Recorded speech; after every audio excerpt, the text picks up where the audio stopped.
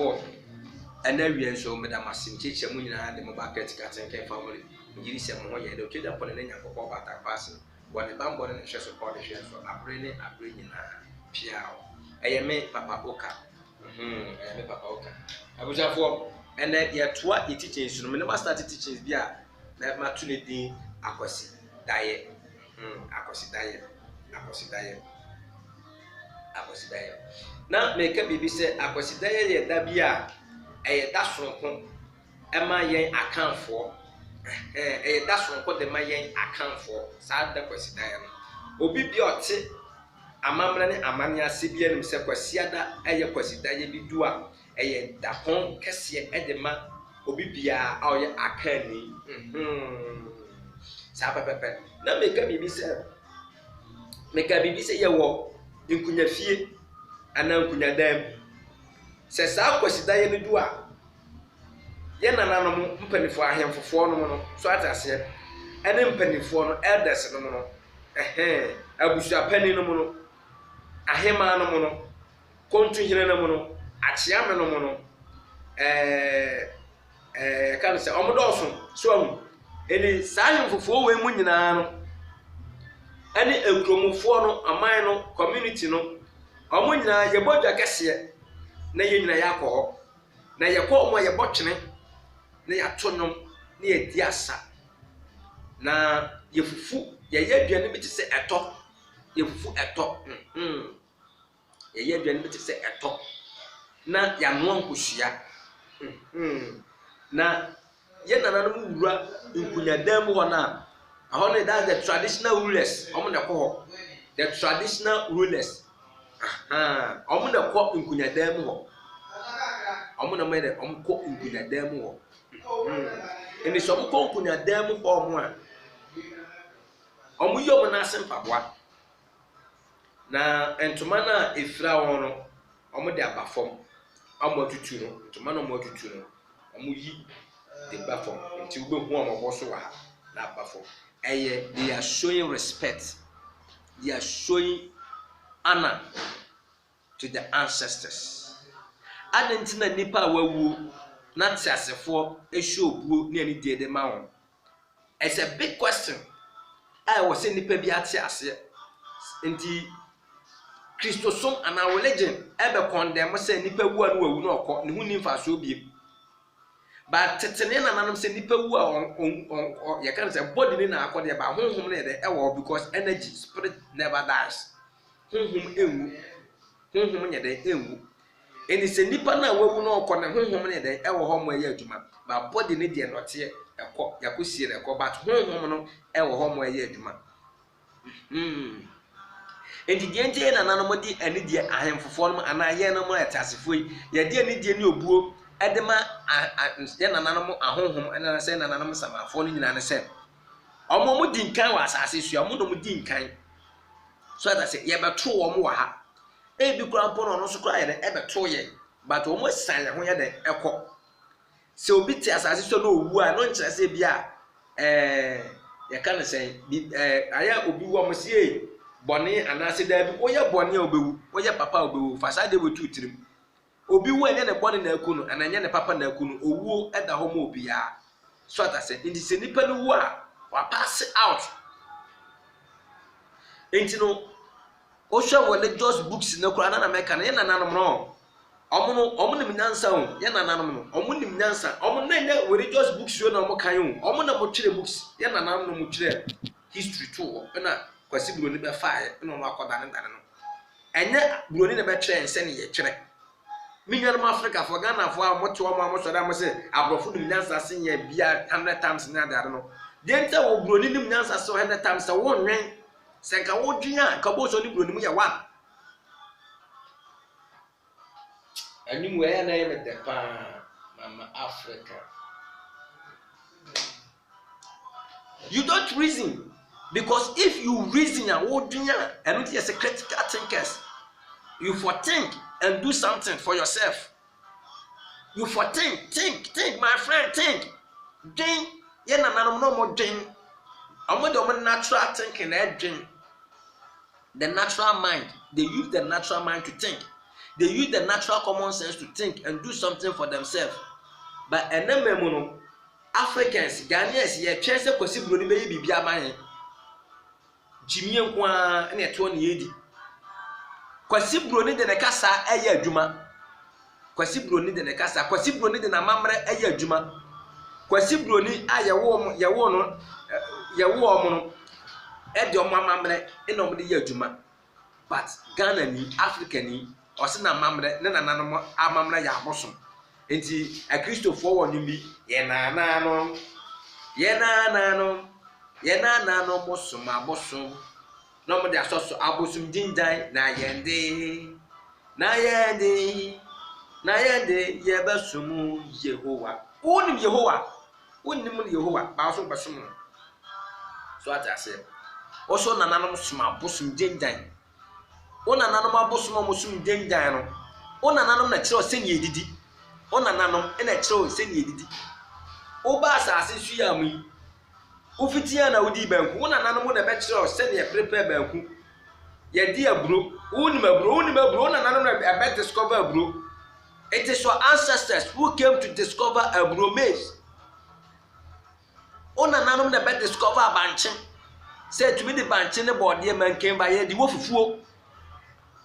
It is also an animal summa possible de fufuo di ne da banche di ne da body because omo na be discover ye. Say enkomo be discover antoa maya enkomo wo ye nkekoma de yen but omo be discover omo ba omo to me discover ahu say sadi we ahaba we utidi a obewu eye poison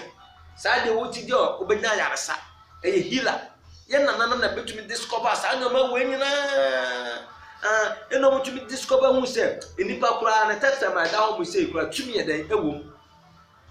enipa tetema no tumi ye den ewom ye nananam na discover sa anyoma we nyina ene mo nso na mo se nananam ye abosomfo mo cassette yo mo di mo atam rough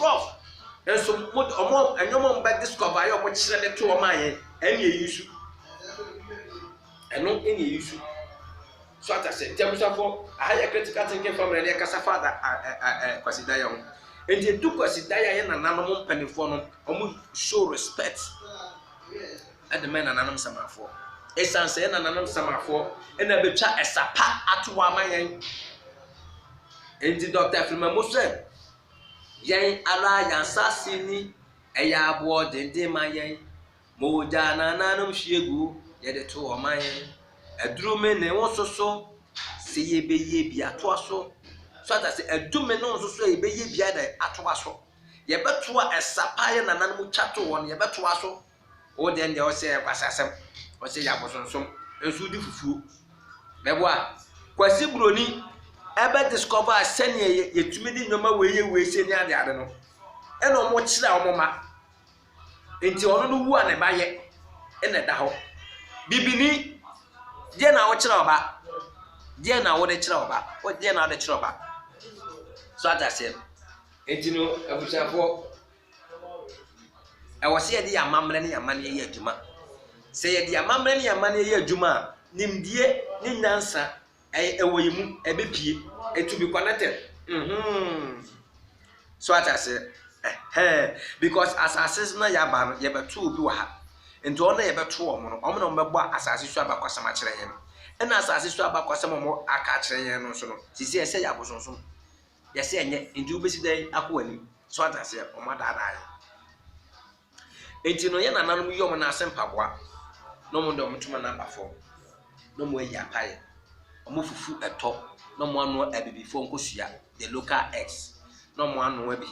no mo apete eto no ewo nkunya fie ana nkunya demo that is two house no mo apete no mo yi apaye na apaye yie ne sada no omo yi apaye esre bambo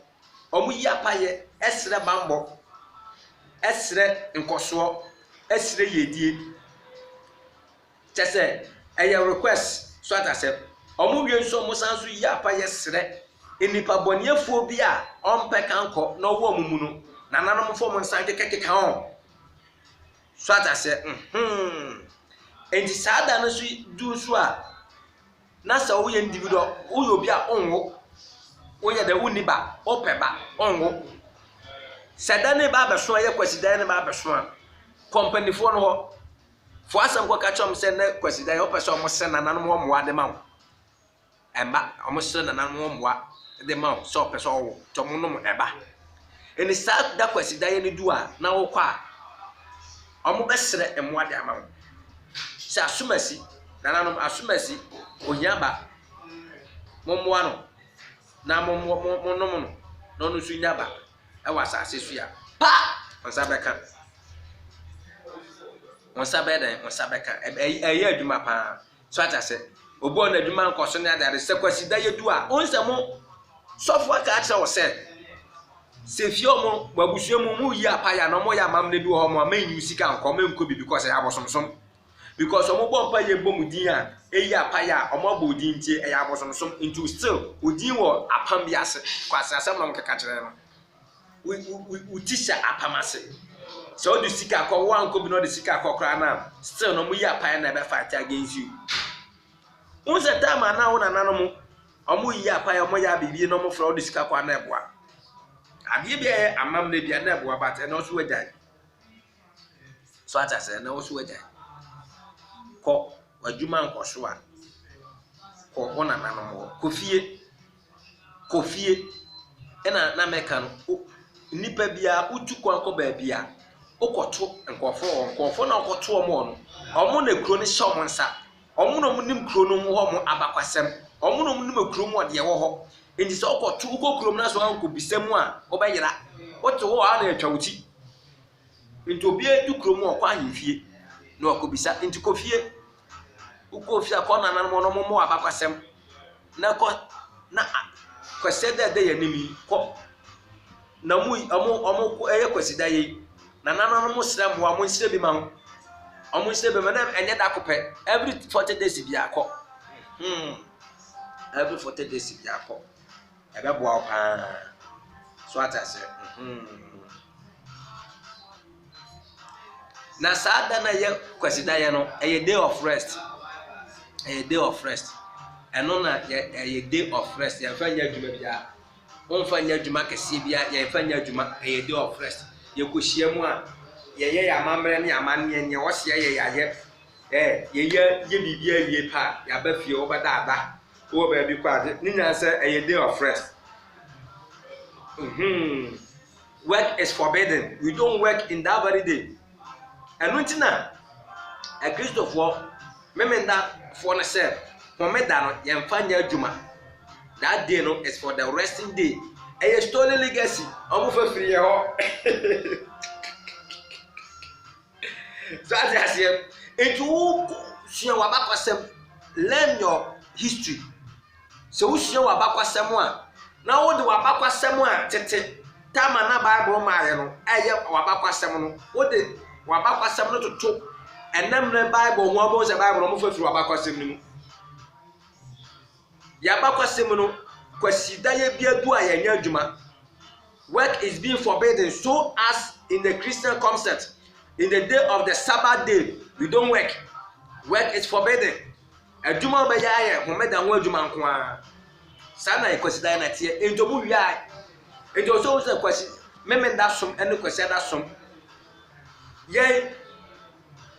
eche ansa na ere eba bible no ensema o bible no mu no eche ansa na ere eba but nyoma bi o bible mu a eya hyede ene abakwasema ewo ho abakwasema ewo enti memenda som kwasida som eya Christopher concept no omu wi afiri ye nananom ho eya kwasida ye eda eye memenda a de beti kwasida ye kwasida ye no ye fe na memenda which is dapa memenda dapa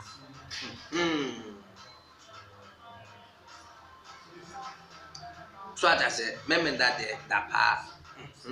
na sa memenda ni dua ena memenda homeda memenda so na Christopher memenda for se eye homeda ye nya adwuma ena kwasida for no se ni nyomu fafiri ye hona ni nyomu wia e stolen legacy mama mo forget so nti edu homeda na edu kwasida ya edu sa kwasida ya na eye resting day daye adaye ye nya adwuma you apaye ye wasore obo onyum wo drums abo wo nyum abo so ata se fufuto bayire eto na ye bayire bayire no fufuto nkosua local one bi wo de aye wa mamre no asere emwa wasere yedie wasere bambo wasere nkoso wasere mpuntuo wasere yaresa saa da kwasi da ye no edu a enyoma ekoso ewo no nkunyadan mu ho enti nkunyadan mu no bia na ko nkunya fie ho enyo bia na ko eye the traditional rulers impenifo no mo da kan say akunya na no omo ene ahemfo na ahema ena ko nkunyadan mu ho na omo kwa ohene na woro na asem paboa no ayi na tuma na gufom no ayi na paye critical thinking family we ashede we na dey bra simple a Christopher omo wi a efiri yan ho so that so omo wi efiri yan ho ena omo se yan kuku se asol dem kwase da bia yan kwatra asol dem kwase da bia yan kwatra mem ayi mem da bia yan kwatra asol dem na yenti nipa ba ko no nkasa mse no onye ensem tat ene yan kwara no ndi so that se omo fansisi dan na schools ni ade abra omo na benefit ni ene benefit okwa wi omo kasa mo magya pade wo soro mo dan ni nyame sisi da pade wo soro da mama no mo asofo da mo magya pade ni soro ni ya mo me ni nti na mo me yenwen ekwa ya faso ebetumi ade abel ni bibi onyame di bibi adua mu fight sa de kono de adua mu na chance so de adwuma na ja sa religion ne politics sam na ade no emwa enya de bebo akra na so that enya de bebo nte bushafo adaya no sinete edu kwasi da bia eye 40 days bia na isa 40 days ne sifiada ente na 40 day ene ifiada eye 40 days so that last month adaya na ye koye no ene fiada ine ye 40 days o china ye 41 days me kwasi da ye 42 days which is akwasi da ye na akwasi da ye no so no that's how it is abusafo basa so babia mo mbesia basa so babia eye me papa woka eye critical thinking family the ancient order into the new world. Yene the sons and daughters of Africa. And yake mwa ye den say kofatete atempotete amamre ne amane ene de aba. Ti obusia menyu hunfrim. Ade bia eye amamre ne amane bia. Kohwehwe akiri kwan. Kwa busuam no mombo mu abakwasam kyerɛw. So mo se enya a wo de put them into practice and see. Kwasiada we ye kwasida we ye oba ahimfie bi a omudi kwasida ya akọ kodibi ko ode ko na ko observe say no mo ye no yes go there and observe it very soon critical thinkers family ya ba wuru ahimfie ba bia practicals bibia be koso to bata pension no ntene mo nkire mo ayeme papa oka obetumi afra me obetumi awasa kome +233 240910426 +233 240910426 obade nka mo no ntene mo nkire mo ha critical thinking family